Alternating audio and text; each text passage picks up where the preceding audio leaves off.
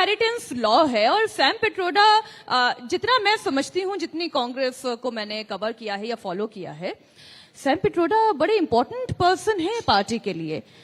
उन्हें कितना सुनती है पार्टी या उनके सलाह पर कितना अमल करती है, ये थोड़ा बताएं। सैम पिट्रोडा कितने इंपॉर्टेंट है? 90% कांग्रेस का समय अपने नेताओं का बयान निजी है बताने में चले जाता है।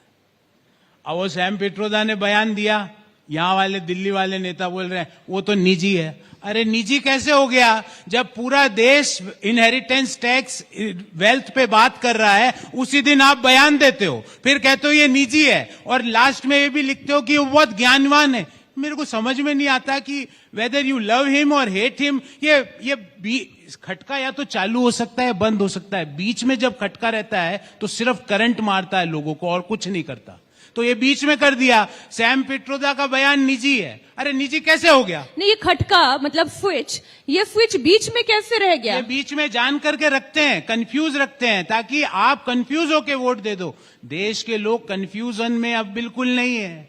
उनको साफ दिख रहा है कि 2047 की बात, जो विकसित भारत बनाने की बात हो रही है, देश के लोग उस पर विश्वास कर रहे हैं। आप मीनाक्षी जी, आउटडेटेड आइडियाज, मतलब आप जो आज काम कर रहे हो और सेविंग्स अपने के लिए कर रहे हो, मैं कहूंगा 55% ले जाऊंगा, फिर आप क्या करोगे? अरे क्यों ले जाएंगे? वो तो कह रहे हैं ना, वो कह रहे हैं, मैं थोड़ी कह रहा हूं कि 55% इनहेरिटेंस टैक्स। मैं थोड़ी बोला, जिसको कांग्रेस भगवान राम से भी ज्यादा पूछती है उसने बोला है, मैंने थोड़ी बोला। अब उसके लिए कांग्रेस दिल्ली से बोल रही है, ये विचार खंडन नहीं किया विचारों का, ये बोला ये विचार उनके निजी है। अब निजी कैसे हो सकते हैं? या तो बोलो कि हम उस आदमी से हमारा कोई सरोकार नहीं है। गौरव जी, एक बात लेकिन दर्शकों को पता होनी चाहिए कि ये जो इनहेरिटेंस लॉ है, इसके खिलाफ तो खुद राजीव गांधी भी बोले थे। मैं कह रहा और अब सैम पिट्रोडा, जो कि खुद उनके मित्र रहे हैं, वो ये बात कह रहे हैं, और राहुल गांधी का कोई स्टेटमेंट नहीं आया अभी तक, कम से कम अभी तक मेरी नजर में नहीं आया। मैं ये कह रहा हूं कि कांग्रेस अपनी स्वयं की नीतियों का विरोध करती है। आज मैं यहां पर खड़ा हूं तो सिर्फ एक एस्पायरिंग मिडिल क्लास परिवार से आता हूं, पढ़ लिख के यहां तक पहुंचा। तो ये एस्पिरेशन क्यों संभव हुई? क्योंकि इकोनॉमी ओपन अप हुई। अब आप कहते हो हम ओपन अप नहीं करेंगे, वेल्थ क्रिएटर्स जो वेल्थ क्रिएट करेंगे उसमें से 55% ले लेंगे, उसका रीडिस्ट्रीब्यूशन करेंगे। और किसको करेंगे? प्रधानमंत्री जी ने स्वयं ने बता दिया कि किसको वो वेल्थ डिस्ट्रीब्यूशन करना चाहते हैं। मतलब आपके पास पेन भी एक ही हो, एक ही तरह का पैंट हो और एक ही शर्ट हो, दूसरा हुआ नहीं वो ले जाएंगे, क्योंकि वे बोलेंगे ये रीडिस्ट्रीब्यूशन में काम आएगा। ये आइडियाज सारे रिडंडेंट हो चुके हैं। अच्छा, पूरी दुनिया इसको नकार चुकी है। गौरव जी, आप तो इतने लंबे टाइम तक पार्टी में रहे, ये आइडियाज देता कौन है? ये नीति निर्धारित करता कौन है? ये लेफ्ट विचारधारा के ये 2-3 लोगों का तो मैंने आपको जिक्र किया। इनकी विचारधारा क्या है मैं आपको बताता हूं। सुबह की चाय पी, आज मोदी जी को पिता की गाली बोले या मां की गाली बोले, ये डिसीजन करते हैं। ये डिसीजन हो गया। फिर दिन का सूप पिया, आज अडानी को पकड़े, अंबानी को पकड़े, टाटा को पकड़े, गोदरेज को पकड़े, किसको गालियां चालू करें। फिर चलो आज, अच्छा चलो आज इसको पकड़ लिया, ये नया आदमी आया इसको पकड़ लिया, किस स्टार्टअप को गाली बोलना चालू करें, चलो साहब। फिर इवनिंग का चाय पिया, उसका शेड्यूल में जो बातें करते हैं मैं आपको नहीं बताऊंगा, क्योंकि मेरी भी स्वयं की गरिमा है। तो मैं एक चीज आपको कहना चाहता हूं, विपक्ष का काम सिर्फ गालियां देना नहीं होता है। You have to give a constructive criticism.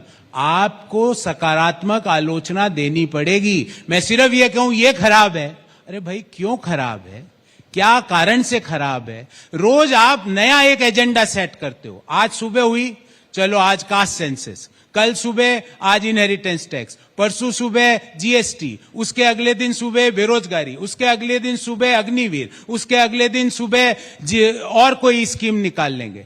ये देश आपसे ये अपेक्षा रखता है, युवा लोग ये अपेक्षा रखते हैं कि आप अगर बेरोजगारी की बात करो तो रोजगार कैसे उत्पन्न होगा इसका बारे में अपना व्यू दो। 2047 में हम नहीं बन सकते विकसित भारत। अरे आपको क्या पता कि लोगों की एस्पिरेशन क्या है? नहीं, आपको वो सिर्फ यहाँ घर में उन्होंने, बैठे। गौरव जी, वो एस्पिरेशन उन्होंने इंक्लूड किए हैं ना, वो एस्पिरेशन उन्होंने मैनिफेस्टो में डाले हैं। मैंने बोला ना, मैनिफेस्टो में वही आदमी 30 साल से बना रहा। गौरव वल्लभ की आधी उम्र चली गई, मेरी उम्र आधी हो गई है, सर में भी 4, 5, 10 सफेद बाल आ गए, दाढ़ी तो आधी से ज्यादा सफेद हो गई, पर वो आदमी वही टिका हुआ है। और वो न्याय न्याय न्याय, अरे खुद क्या न्याय दिलाओगे? लोग सलाह तो देते उन्हें, आप उन्हें सलाह तो देते कि नहीं मैनिफेस्टो में आप ये डालिए, ये हटाइए, ये ठीक नहीं है, जनता की राय ये है। सलाह मैंने तो खूब सलाह देने का उनको भरसक प्रयास किया, पर एक हिंदी में कहावत है कि सोते हुए को तो कोई जगा सकता है, पर जो सोने की एक्टिंग कर रहा है उसको तो भगवान श्री राम भी नहीं जगा सकते। ये सोने की एक्टिंग कर रहे हैं सब, ये सलाह सुनते ही नहीं है। ये जो मैंने मेरे पत्र में बातें लिखी, ये 4 महीने तक मैं इनके पास घुमा हूं, 4 महीने तक। उनको लगा कि इसको कोई अपनी गरज है इसलिए ये घूम रहा है। अरे आपके भले के लिए बोल रहा था, आपके लिए कह रहा था कि अमेठी में जब न्याय यात्रा जाए तो अयोध्या दर्शन करने जाओ, पर आप कहते हो नहीं हम नहीं जाएंगे। ठीक है, मत जाओ, फिर देखते हैं, फिर चुनाव लड़ते नहीं हो।